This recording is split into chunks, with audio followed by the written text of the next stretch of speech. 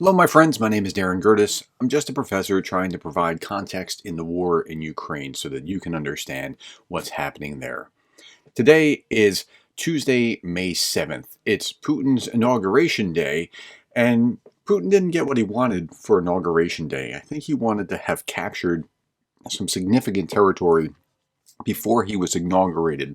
Short of that, he wants to capture that territory before May 9th, which is the big celebration of the Great Patriotic War and the parades, and usually it's the March of the Immortal Regiment, but they're canceling that in Moscow this year. And short of that, he wants to have a victory in hand before he meets with Xi, Chinese visit.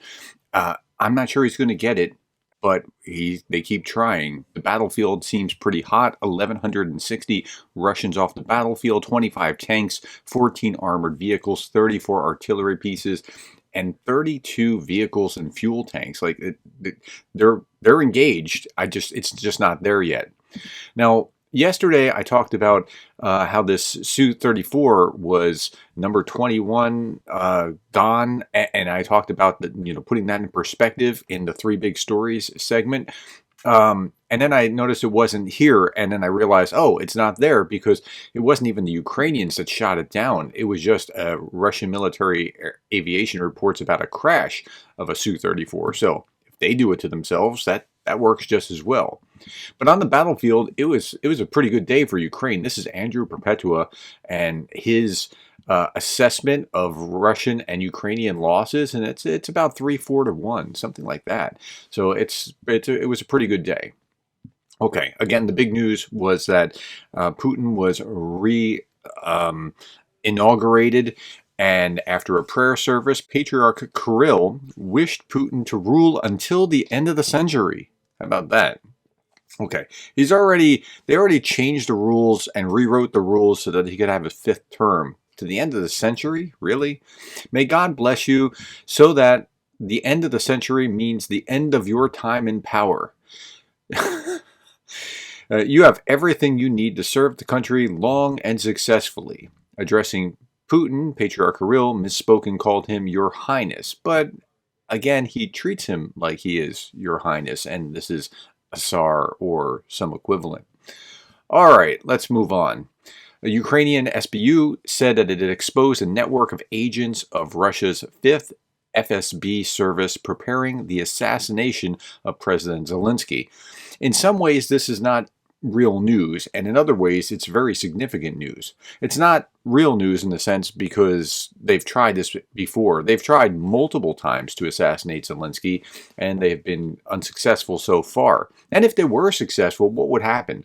Like, they would make Zelensky immortal in a sense of, like, he would just be revered through Ukrainian history. I'm like, that's like the worst thing they could do for themselves, and worst thing they could do to set Zelensky up as a huge figure to be a rally point for the Ukrainians.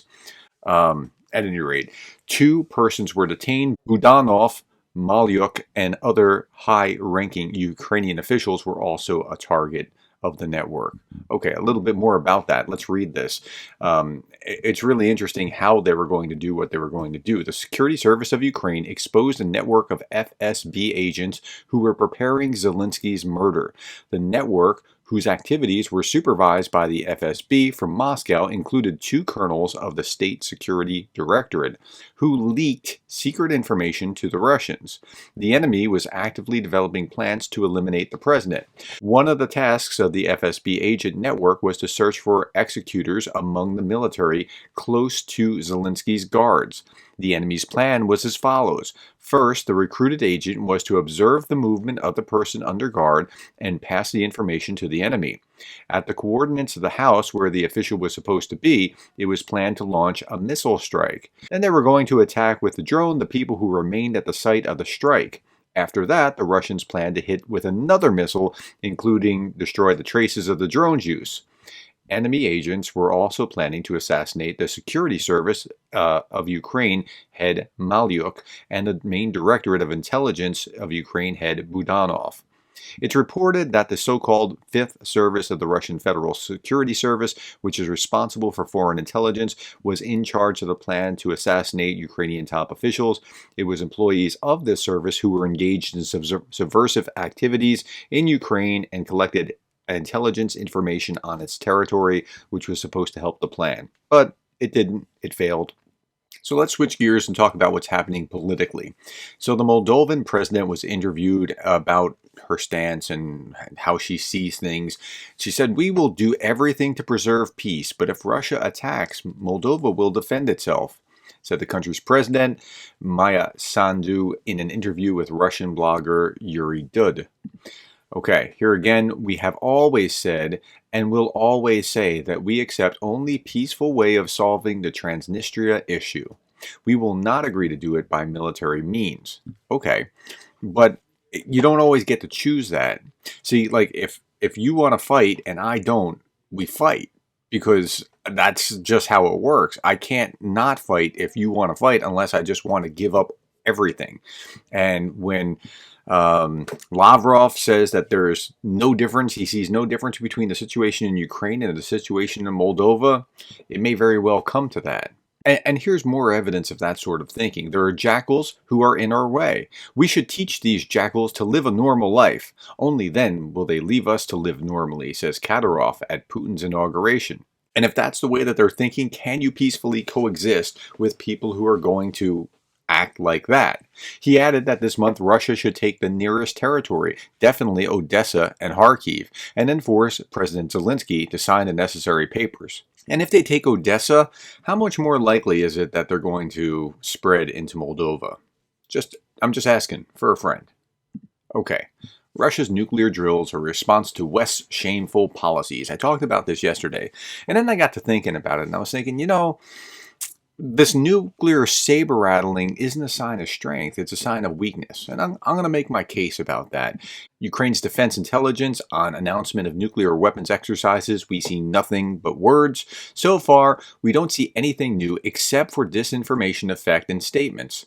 All the necessary data is being collected, and both Ukrainian special services and the entire free world are working on this.